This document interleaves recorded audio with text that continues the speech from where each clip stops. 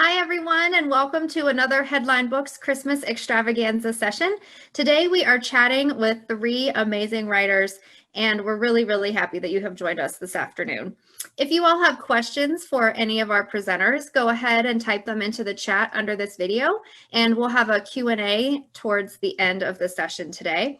Also, if you are interested in getting any books discussed today, there'll be links here in the comments for you to order your books as well. So I'd like to introduce our presenters today. We have Joel Burcat, Helin, and Jason Liller with us today. And I'm going to kick things over to Joel, who's going to be the captain of our ship this afternoon. And again, I want to extend a very warm welcome to all of our presenters, and take it away, Joel. Thanks so much. Well, thank you very much, Ashley. And our topic today is fiction writers and editors discussing COVID-19 and our books. And it's presented by the three of us. I'm Joel, Helin, and Jason Liller. And just a brief commercial announcement while people are logging on. Here are my two books. I've written Drink to Every Beast, an environmental legal thriller that came out last year, and Amid Rage, which is coming out in February, another environmental legal thriller. Don has written quite a few books. Here are some of his titles.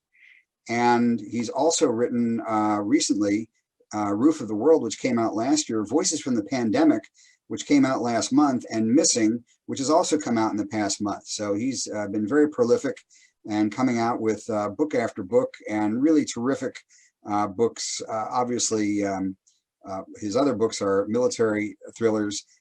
This book, Voices from the Pandemic, is a book that he edited, collection of stories from the pandemic.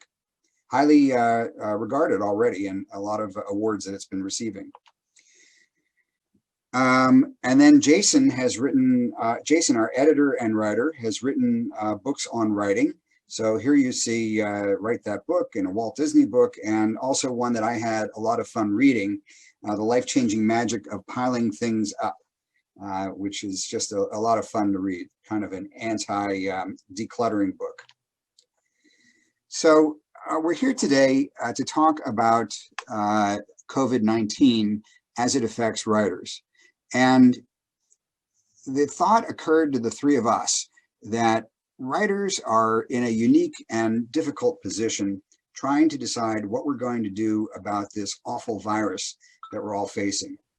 You know, fiction provides insight into the era in which the stories are set. And no one can ignore COVID-19. It's going to have a profound and lasting impact on all of us. And the panel discussion today is aimed at those people who are writing novels and stories and who are thinking about writing novels and stories, and also readers, people who are interested in books, current books, and reading stories that are taking place in current times. We've got to try to figure out how we're going to deal with COVID-19. And we're going to look back historically to the Spanish flu epidemic, and we're going to look forward as to what it is that we can and should be doing. I honestly can say that in our discussions, we've not been able to reach an aha moment. This is what you must do. It's really a bunch of different alternatives of what you can do and what readers should be expecting to see in the coming years as books come out dealing with this unique time frame. So regardless of how long COVID-19 lasts, it's going to have a profound personal, national, and international effect on all of us. And so the question is, how do you address it? You know, how do you weave it into our stories? Do you ignore it? Do you pretend it didn't exist, as I know some writers are doing? Or do you highlight it, as I know some other writers are doing? And what do you do if your story is about a current day event, something taking place in 2020 or 2021, and you choose not to take COVID into account? I know of at least one writer who's done that, one very famous writer, Brad Thor, who's just come out with a book, and he said he was going to ignore COVID-19.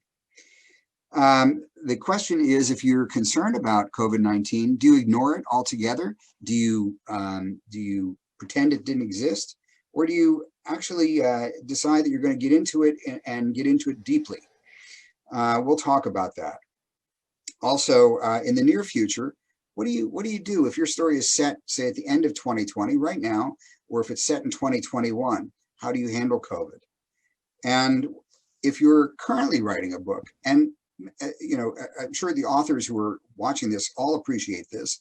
Nobody starts a story, well, in November, I shouldn't say this. Most people don't start a story in November and finish it in November. Of course, there are those hardy souls who are trying to write a whole novel in the month of November.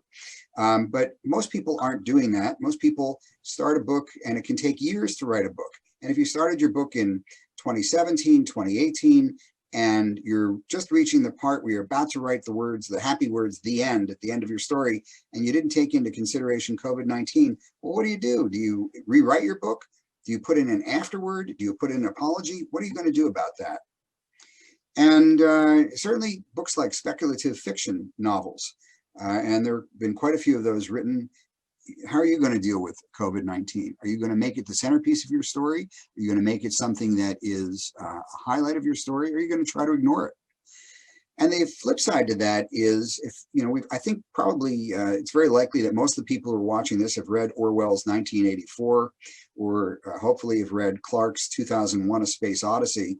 And if you read those books in the years prior to 1984, prior to 2001, they had a real what if feel to them. Gee, what if this happens? What could possibly happen if 1984 really took place 20 years from now, or 2001 if we really were taking a trip to Jupiter or Saturn?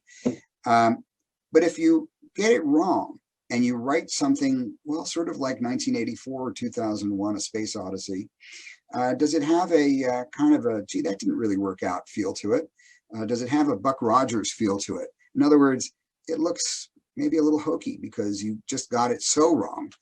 And you've got to figure out how you're gonna handle that, and so that your book doesn't just have current appeal, but can last going on into the future.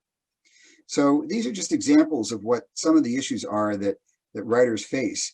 But probably the best example of what to do in the future is the Spanish flu epidemic of 1918 and 1919, because that was a gigantic epidemic. It killed tens of millions of people, and there was remarkably a relatively little amount of fiction that was written as a result of that contemporaneously. Jason's going to talk about that in just about a minute or so, but keep in mind, it's not like those were the dark ages. You had writers like Fitzgerald and Hemingway and Conrad and Steinbeck and Cather and Porter and Gertrude Stein. They were actively writing at that point in time, and yet there was remarkably little fiction that was written, and we'll hear from Jason just in 30 seconds or so about what they did 100 years ago. So let's think about this. What are we going to learn from those previous experiences? We're gonna make little presentations, and then we're going to have a conversation about this. I'm going to turn it over now to Jason Liller. Jason is an editor and a writer, and he is a consultant. He has over 25 years of experience in bookselling and publishing. He has worked with CEOs, entrepreneurs, and writers at every level of expertise, including New York Times bestselling authors.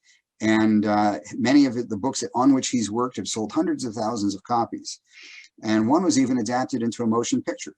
So Jason says that he lives with his family in a home stockpiled with caffeine, dog treats, and zillions of books. And I think we see maybe a quarter zillion of the books right behind him right now. So I'll turn it over to you, Jason, to talk about how the Spanish flu epidemic was handled in literature. Jason. Thank you, Joel, and happy Wednesday to everyone. The 1918 flu pandemic was, to a great degree, roundly ignored by contemporary authors. It was almost as if it hadn't even happened. How could such a huge event that touched so many lives and affected society on so many levels have so little presence in the literature of the period? Some say, and these are things we're likely to touch on during our discussion today, that it was either overshadowed by the drama of World War I, or that the flu was simply too dreary and depressing to write about. Both of these may hold some truth, but the literature of the 20s and 30s was no stranger to dreary and depressing subject matter. Maybe the authors who lived through it felt no desire or obligation to document what had, after all, been a shared experience, and one that virtually no one was eager to revisit. Whatever the case may be, there is little broad agreement about the cause of this dearth of contemporaneous plague literature. One thing we can agree on, though, is that the lack of topical fiction written by contemporary authors means that much of the human experience of living through it has been lost, leaving us with only cold statistics. We, in 2020, have the opportunity to capture the experience of today's pandemic for future generations, and that's one of the things that I'd like you to keep in mind as we take a quick look back at a few books and stories that captured the zeitgeist of America during the 1918 flu. The first is John O'Hara's 1935 short story, The Doctor's Son, in which the title character's father collapses from exhaustion after 72 straight hours of treating flu patients in his Pennsylvania town. A replacement doctor takes over for a couple days, chauffeured by the former doctor's son, who narrates a small town odyssey of visiting stricken families, observing the effects of the flu on their lives and relationships as the doctor brings hope and, all too often, bad news. As an example for today's writers, the doctor's son provides a fine examination of the effects of a socially disruptive and equalizing phenomenon that cuts across all strata of a community. Another author who addressed the 1918 pandemic was Thomas Wolfe, which he does in his 1929 coming-of-age novel, Look Homeward, Angel, which tells the story of Eugene, who is a stand-in for the author in this fictionalized autobiography. At about the midway point of the book, Eugene's brother dies of flu-induced pneumonia in one of the most celebrated death scenes in American literature, triggering Eugene's existential rumination on life, what it means to be alive, and the absence of life where life had once existed.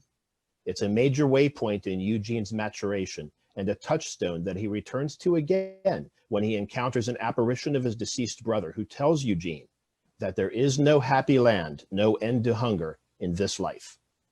While Look Homeward, Angel has come in for something of a critical drubbing in later years, often accused of being too long and too overwritten, it is still considered by many to be the high watermark of the thin canon of 1918 flu literature. My personal pick for the finest example of flu lit is Catherine Ann Porter's short novel, Pale Horse, Pale Rider, which was published in the 1939 collection of the same name. Like Look Homeward, Angel, it is autobiographical fiction, telling the story of the relationship between Miranda, a news writer, and Adam, a soldier, during the 1918 epidemic. Miranda becomes sick with the flu, passing into a lengthy delirium, and is expected to perish. Miraculously, she recovers, only to find that Adam, while caring for her, caught the flu and perished from it himself. What sets Pale Horse, Pale Rider apart from the other books I've mentioned is that it's filled with the vitality, optimism, and defiance of youth at a time when the limitless future that is Miranda and Adam's birthright is instead constricted by contagion, isolation, and shuttered shops and schools while the pandemic rages around them. It's a story that expresses what was lost. In other words, it's the story that most closely mirrors the world we live in today. And it contains what may be my favorite description of the sensation of being in love. And I'm quoting from the book here. The simple and lovely miracle of being two persons named Adam and Miranda, 24 years old each, alive and on the earth at the same moment. Of course, the sentiment is made all the more poignant when we know how the story ends. So, as you set forth to write your own novels and stories, I hope you remember these examples and ask yourself how, if you choose to write about COVID-19, it could be creatively and meaningfully incorporated into your own work. Before I pass this back to Joel, I want to let everyone know that if you'd like a copy of the syllabus that accompanies this session, please let us know in the question window along with your email address, and we'll see to it that you get it. Thank you, and here's Joel. Thanks, Jason. That's a very good summary. And by the way, folks, there aren't a huge number of books or stories. And what's particularly interesting to me is that Pale Horse, Pale Rider was published 20 years after the pandemic ended. So nobody was in a great rush to get any stories out either, apparently. So it's a really conundrum. It's a real conundrum for all of us. I'd like to turn it over now to Don Helin, who's really going to kick us off now in the future-looking aspect of this. Don spent many years in the military and served at a number of stateside posts as well as overseas in Vietnam and Germany. He's the author of 7 thrillers that draw from his military experience, including 3 tours in the Pentagon. He writes for the Burg, a community magazine based in Harrisburg. His novel, Secret Assault, was selected as the best suspense thriller in the 2015 Indie Book Awards, and his novel, Long Walk Home, won a 5-star review from Readers' Favorite Awards. Now, this says that your latest novel is Roof of the World, but I know you have a more recent book than that. We just talked about Missing. And that book, though, was a finalist in the 2020 Indie Book Awards. So, Don, I'd like to turn it over. And the question is, can we ignore or do we have to highlight COVID? Well, thanks, Joel. I appreciate that wonderful introduction. And Jason, I'll have to say, I learned a lot from your discussion of the pandemic years ago. So that was really well done. But I'd like to just take a couple of minutes. Let's suppose that you've got that thriller and you want to get started. However, writing a thriller taking place during a pandemic can pose really serious challenges. Will things change in the future? What can we expect? How will we be able to research and deliver, first of all, credible and then believable setting and background to our readers? A premise I have found over time is a great tool to help you. The premise states what the story's about rather than simply recounting what happens. It helps you get started. Of course, it'll probably change along the way, but that's okay. The structure of your story is, first of all, the status, it's called. This is the steady state before the whatever it is hits. In this case, it could be a pandemic strikes. Character. You've got to have a hero and you've got to have a villain. In my novel, as I think Joel mentioned, my hero is Colonel Zach Kelly. Each story has a different villain. In Missing, we have a third-party candidate who uses artificial intelligence to cook the books and try to win the presidential election. Now, who says that's not timely? So you've got status, you've got character, and now you have quest. The protagonist wants something. That's his quest. He wants, whether it's money, romance, help a friend, or bring the pandemic under control. But what happens is he's blocked from getting it. It's important to have a public quest, stop the pandemic, for example. But at the same time, you've got to have a private quest. And we'll talk more on that in just a minute. Then what happens, there's a change bomb, conflict, something happens. Let's say people hear about the pandemic. And this really ignites the story by blowing up the status quo. From there, as you might imagine, there's pressure and response as the danger grows. And it grows up until the brink. When the change bomb, let's say the pandemic has arrived from overseas and is increasing in scope, throws such pressure on your character until they have to make some critical choices. Now let's return to character for a minute, because I think this is really important for you to think about. Motivation is so critical. It's what drives us. When you have 2 characters and they're highly motivated for something, they both want the opposite side. So there's what I call an archetype of conflict. You have, first of all, man versus self. This is where the character has some sort of problem with himself. This may be addiction, it may be drugs, it may be alcohol, whatever.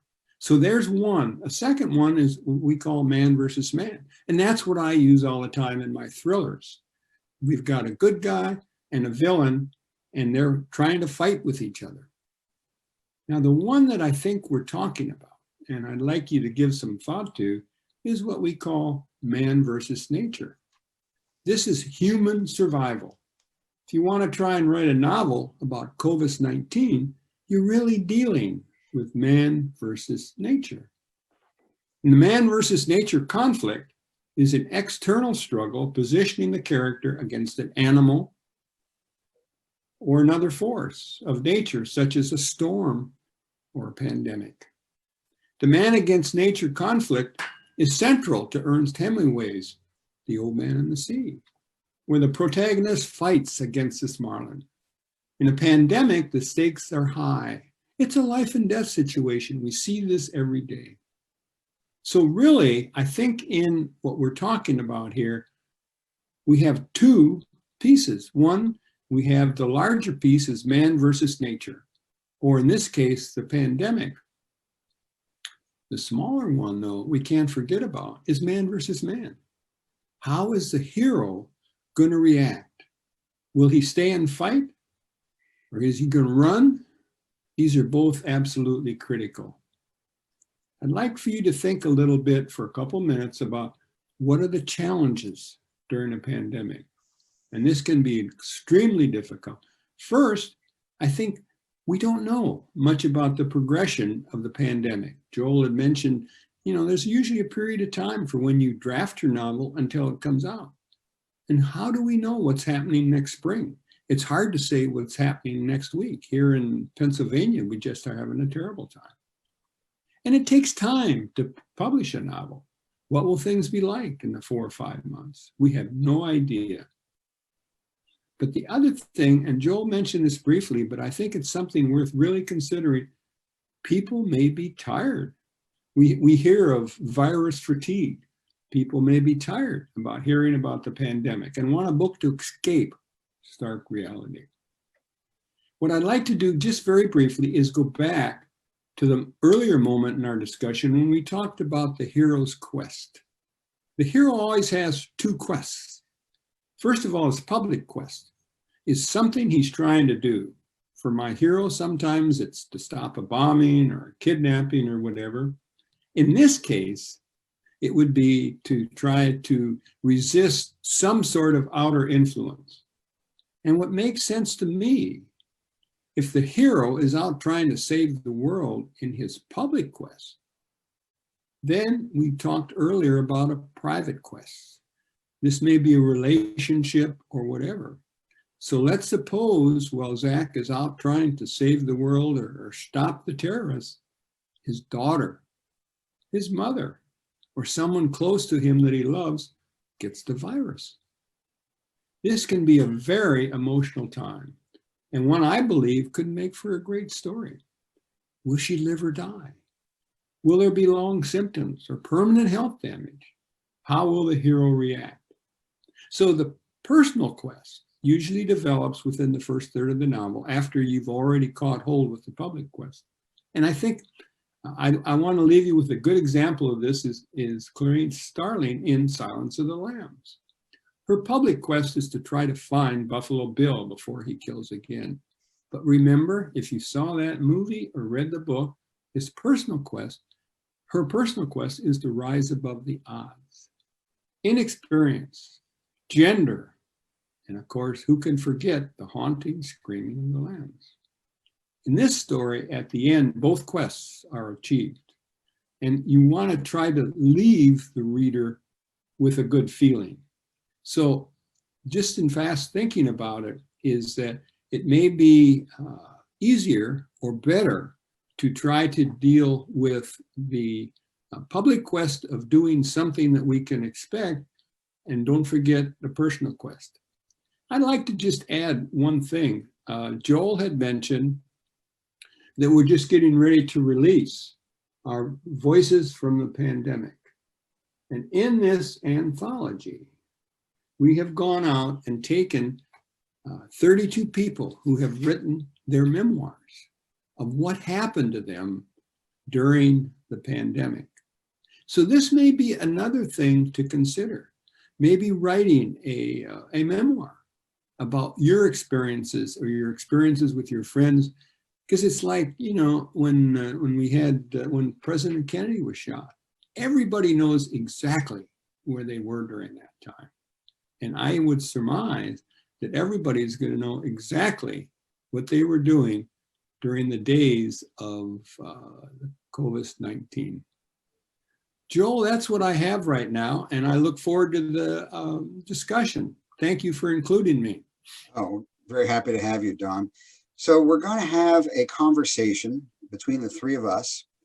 And if you have questions or if you want to You can't join the conversation in terms of being verbally present, but if you have questions, please type them into the chat, and Ashley will read them to us, and then we can include your question in our discussion.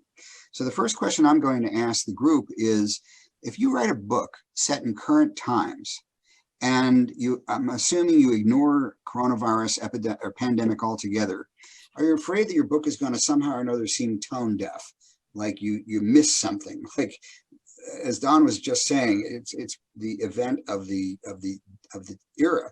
Is it going to seem as though somehow or another you just totally missed it? And you may have your reasons for doing it. It may be that that you're just exhausted from it, and you think your audience just doesn't want to read anymore about pandemic. They've experienced it enough. But do you feel as though that your book may somehow or another miss something? Now, I will tell you, I attended a Zoom program with Brad Thor, one of the leading thriller writers in the United States, who's active right now. His most recent book came out a couple of months ago in the midst of the pandemic.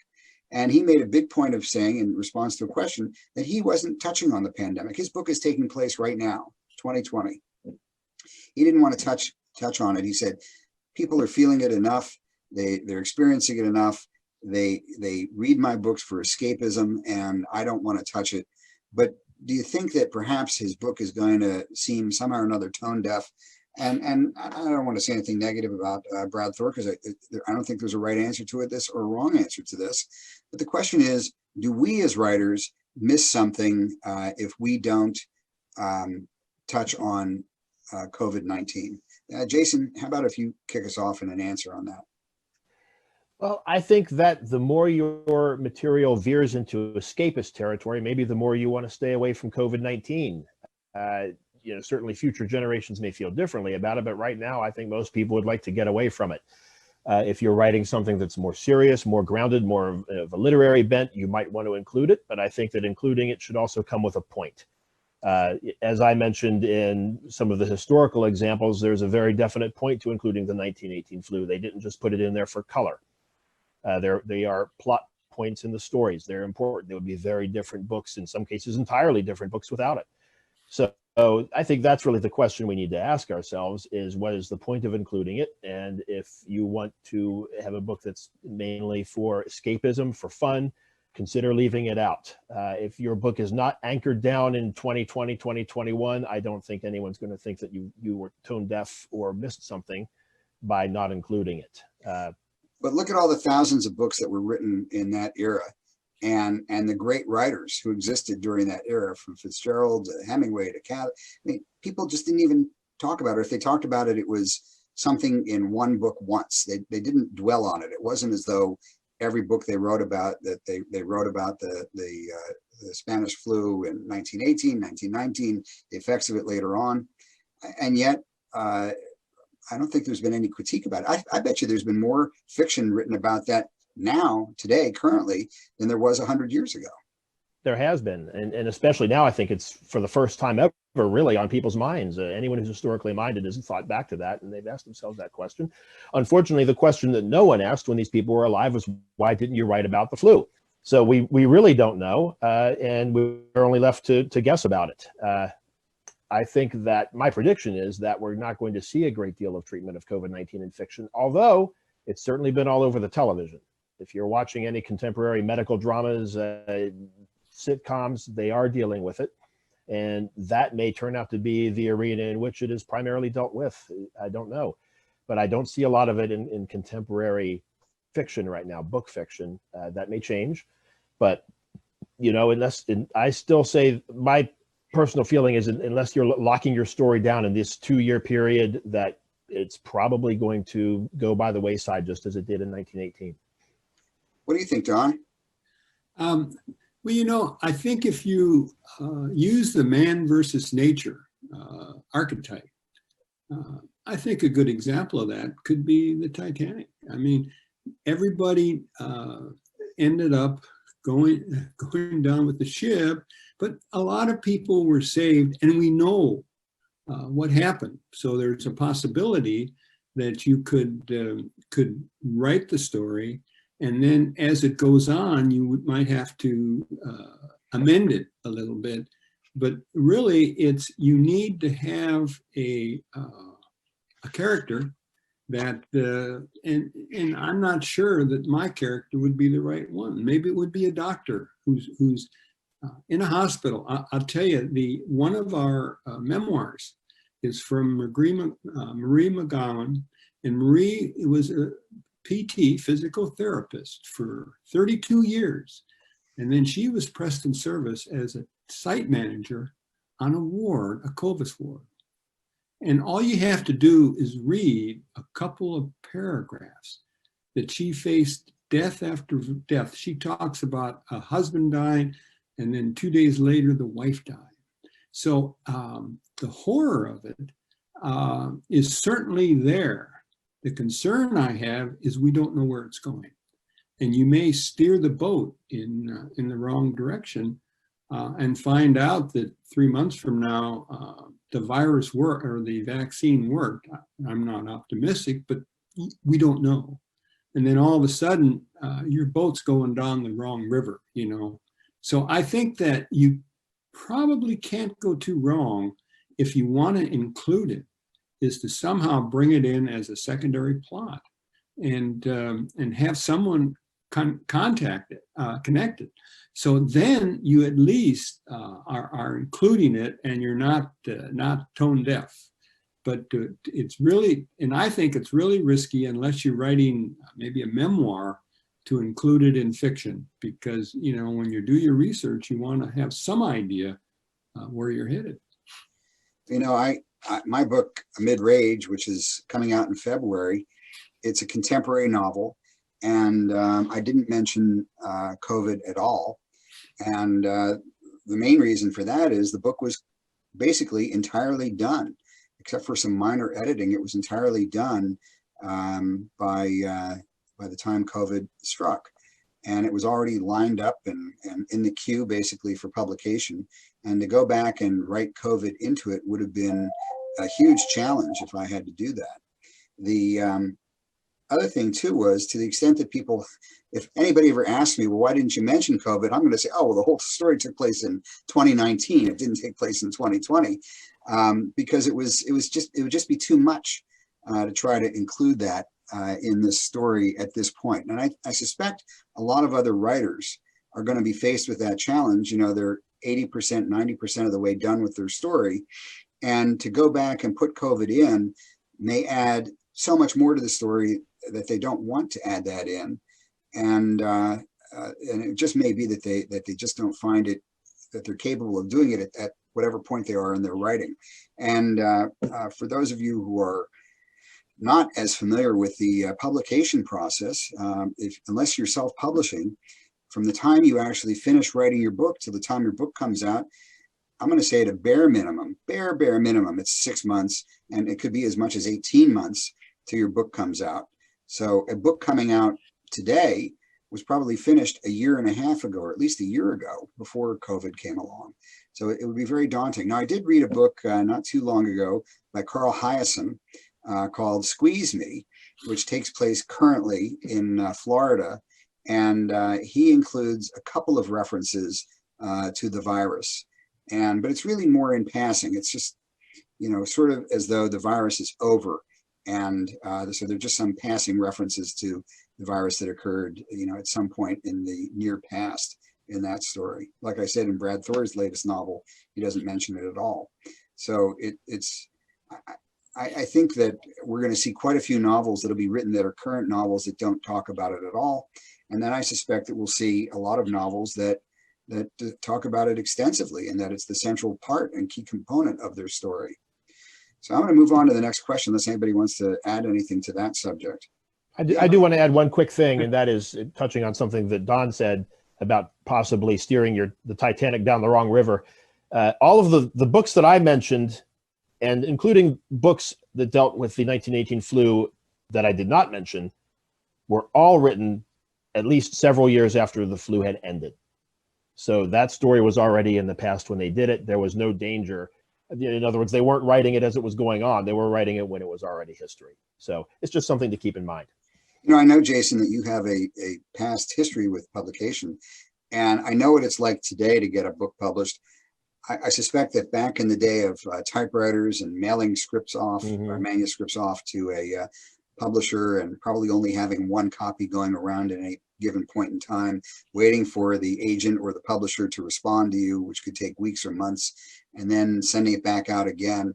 It was a different time frame. Do you happen to know offhand what the time frames were 100 years ago? I mean, today, you know, if everything goes perfectly, you know, it could be a year from the time you finish your book till it actually gets out. I'm wondering what it might have been 100 years ago.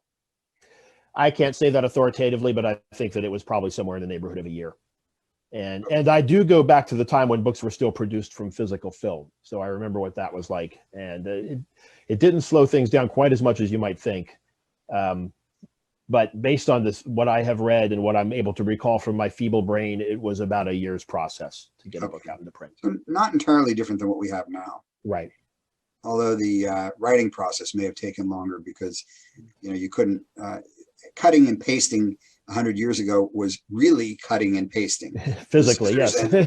Scissors and paste.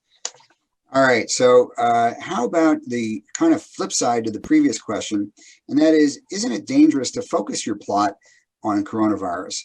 What if by the time your book comes out, which could be, as we've said, maybe a year from now, the situation is drastically changed? Either it's over and nobody cares anymore, or it's much worse and people are terrified. So is there a danger in speculating too much about what's going to happen with coronavirus? Don, do you want to start off with that? I think you've already given us some thoughts on that. I guess the one thing that's making me a little uncomfortable by the points I made earlier is that, you know, I think we ought to encourage authors, and there may be a number of authors walking around out there listening to us today who have a fire to write this, something to do with COVID-19. So I don't want to pour water on that fire, because, you know, you have to have a passion for your novel. I have found that it takes me a while when I do a premise to all of a sudden come up with a story like my novel about Tibet. Elaine and I had gone to Tibet and spent time there. And I watched the way the Chinese would just really step terribly, and they still do, on the Tibetan people, who are the sweetest people that ever walked the earth. And so I had a passion to write about having my hero trying to help the Tibetan people. And I never knew what, while I was writing that, the relationship might change between the Chinese and the Tibetan people. And the Chinese may step on them even more, or may back off a little bit, and I may be slightly out of touch with it. So I'm a little hesitant to completely pour water on that fire, because I would say that if it's something that you're driven to do, because readers will feel if you have a passion for your story, and if it's something you're driven to do, I would say get started, do your premise, and get going, and be flexible. So as you're developing your story, and we've always talked that it's going to take you time to develop, and as you go along, be alert to those changes, and hopefully it might work out. So I think we have to be careful about, I was a little too negative, and I don't want to be, I see a problem in doing it, less of a problem in making it a secondary plot. But if that's what you're driven to do, I would just say move forward, and we'll see, and be flexible as you go. Jason, what do you think? The subject is it dangerous to focus your plot on the coronavirus? I don't think there's a danger in it, as long as, like you said, like Don said, be flexible about it. If you are concerned about a danger, take the coronavirus and turn it into something that doesn't exist, some element of fiction, make up your own pandemic. Certainly, we've been doing that for decades, so you can still do that if it worries you. But otherwise, unless you're going to write some sort of a conclusion that none of us are aware of yet because it hasn't happened, I don't think there's a great danger in writing yourself into a corner that's going to come back and haunt you later. As long as the pandemic is still in progress at the end of your book, then it takes place before it has all been wrapped up. That's only a problem if your hero is going to solve the problem, right? So, just ask yourself that question, and if he does, then that takes place in an alternate universe. So, no, I think those are good points. I think I think that writing now in 2020 or 2021 about coronavirus and making that the central part of your story, unless it's a literary fiction that's talking about the the awful trouble that it's causing people, or some family that's lost their job and somebody's sick or somebody dies and you're describing what they're going through. I think that could be a very, very compelling piece of literature. But I think if you're writing a story that's trying to second guess the direction that this is going, then you could be on that ship going down the wrong river.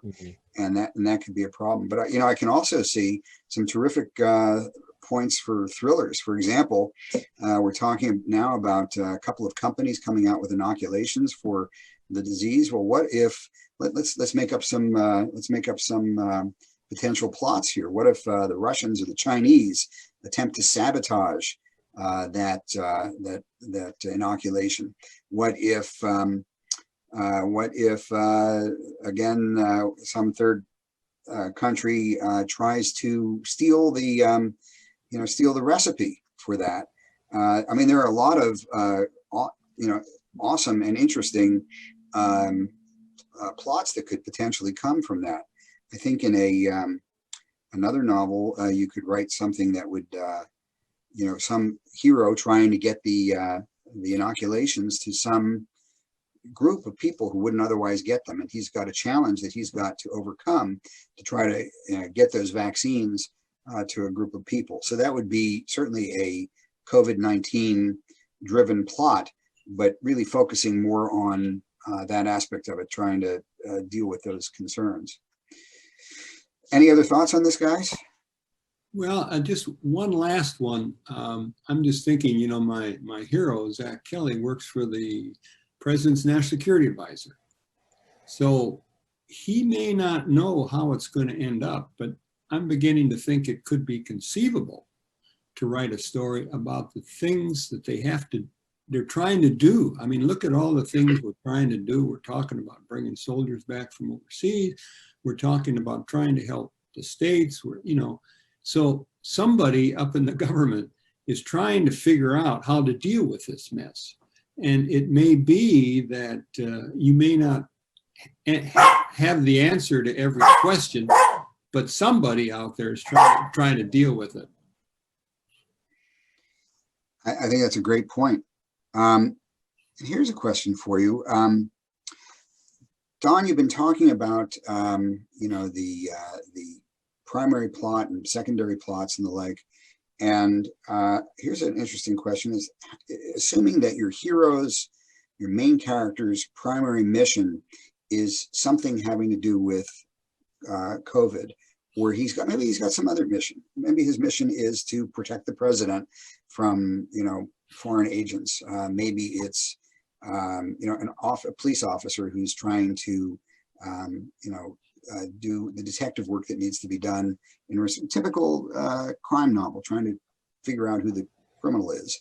I mean, I think that there's a lot of room in any of these novels and many, many more for a secondary plot to be that while this is going on, the main character has to deal with COVID. As you pointed out earlier, his mother has it, his wife has it, and that has an impact then on his ability to carry out his main mission, the primary plot in your story. I mean, what do you think of that, Don? Well, I'm just thinking about, I mentioned earlier, Marie McGowan is the one who has written a memoir about what she's doing as the site manager for Ward. And she talks about at night, after her 12-hour, she's got to go home. They built a special thing for her to take showers and change her clothes. She can't spend any time with her family. She's so dangerous to try to deal. I think you could weave a story about somebody who is involved with trying to trying to take care. I mean, I think it could be a terrific healthcare story. And maybe you don't solve the problem. Maybe you just go along and have people being people, and your primary character is a nurse or a doctor. And the things that they have to do, and can you imagine trying to put on all that PPE and all these face masks and trying to do orthopedic surgery on an older person who might die? I think you could weave incredible emotion. And that would be, I think, a pretty good man versus nature story. So there's possibilities there. And that's why I think we have to be careful about being too negative, because, you know, there's a lot of good minds out there. I remember when I was a debut author in International Thriller Writers, the ideas that people come up with. And I think we have to be careful about pouring too much water on those. And I think that there's a tremendous amount of room for literary fiction as well.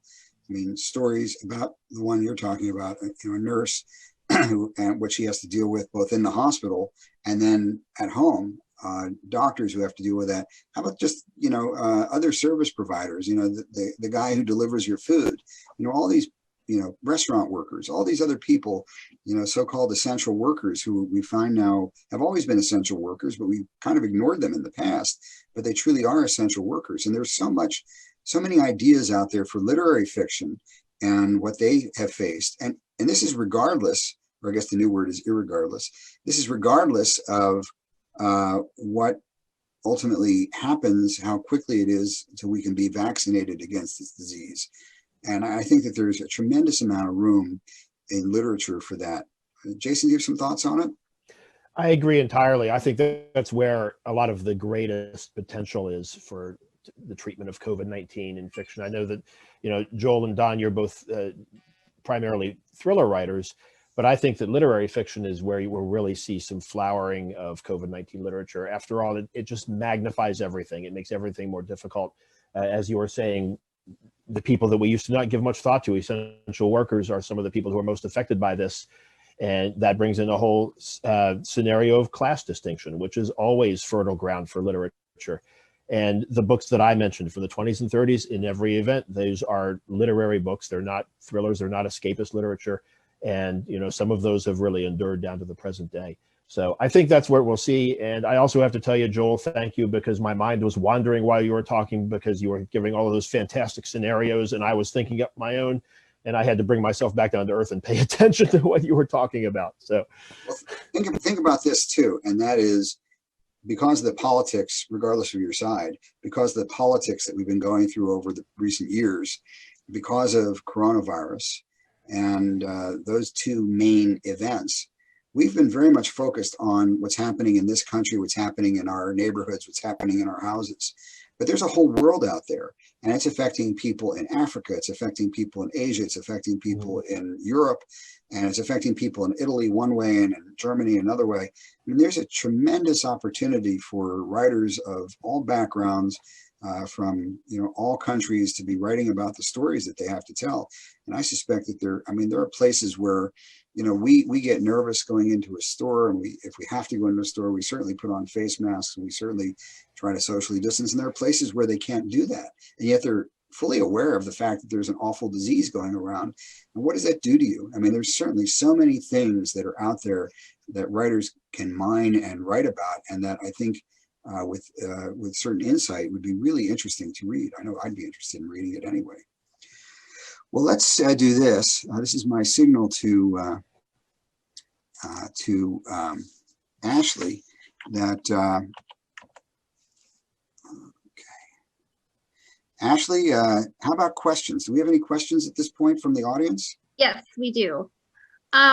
So as you have been discussing, 2020 has brought with it, you know, some challenges, but it's also brought with it some, you know, wonderful time for reflection and creativity. So do any of you have projects in the works that have kind of been sparked this year? So, you know, something to look forward to, maybe a book for next year? Well, why don't we start with Jason? I do have, you know, I've certainly, this has given me time to work on projects. more than I ever thought I would have. And like a lot of people, I found that I spent the first few months doing very little, wasting a lot of time. But once I got into the groove of having all that time at my disposal, I got quite a bit done. And, I've always been a behind the scenes person, rarely the person whose name goes on the cover of the book, but I did in fact finish a work of fiction, which I've never done before. It's been pretty well received by the people who've read it. So that may be coming out sometime within the next year. We shall see. Great. How about you, Don? Well, I think I mentioned that we've had the Voices from the Pandemic, and I think that, if I remember right, it came out about 3 or 4 weeks ago. It's already been got an honorable mention from the New York Book Festival. It's up high on the Amazon list of bestsellers for that type of anthology and diaries. So that's been keeping us pretty busy, and we'll be doing a lot of marketing of it early next year. But I'll have to say that our conversation has made me wonder if Zach doesn't need to maybe go overseas to Afghanistan. We've got a lot of soldiers over there, and maybe they start running into trouble with COVID. I mean, who knows? All of a sudden, beginning to think of some possibilities. So that's been good. I actually have written a story, my first effort at young adult fiction. I've written a book called Hush, Little Baby, which takes place 5 years after a pandemic that kills all of the adults of the world, just leaving children and teenagers. I'm still working that out, all the details. The book is done, and I'm in the process of editing and refining it right now. But it was really motivated, obviously, by the pandemic and sort of the kinds of things that writers do all the time. What if, the things that make our spouses get nervous about us. What if somebody accidentally ran into this knife? That kind of thing. Writers are doing that all the time. But in this instance, it was a what if you had a pandemic that killed all of the adults of the world and just left teenagers and children behind. So yeah, it's definitely motivated me to write, and I have some other thoughts in mind as well. Any other questions, Ashley? That sounds terrific. Yeah, that is all. And we are at the end of our time. So that was perfect timing, you guys. Again, for all of you watching, we really appreciate you joining us this afternoon. We'd also like to give a big thank you to the Next Generation Indie Book Awards, who has served as our sponsor for the Headline Books Christmas extravaganza this week. We are having a lot more programming continuing today and the rest of this week through Saturday. So from the Headline Books family, we wish all three of you a happy and healthy holiday season, and we really appreciate you all joining us today. This has been great.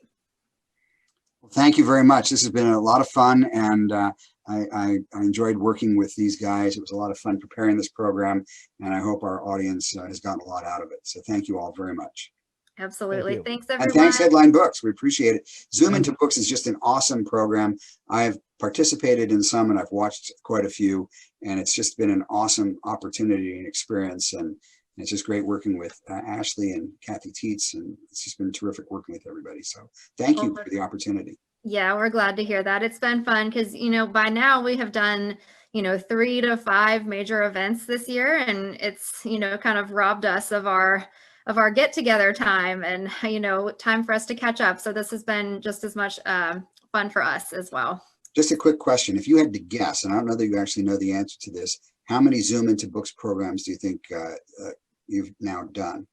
Millions. Actually, I can answer that. We've probably done 170. 100? Wow. And quite a few of them are available for review on Facebook Live and on other sites. So there are many, many topics, everything from children's books and authors reading their children's books for your kids to read to UFOs. I mean, there's everything in between. So there's quite a bit out there that's awesome and worthwhile, interesting presentations being done by the authors of those books. Yes, that is something that's really nice about Headline Books is everybody's so different. So we certainly have a nice variety of talent here. So we appreciate that. Thank you. Thank you very much. And thanks, Thank everybody. you. Have a great afternoon, everyone. Thanks. Bye-bye.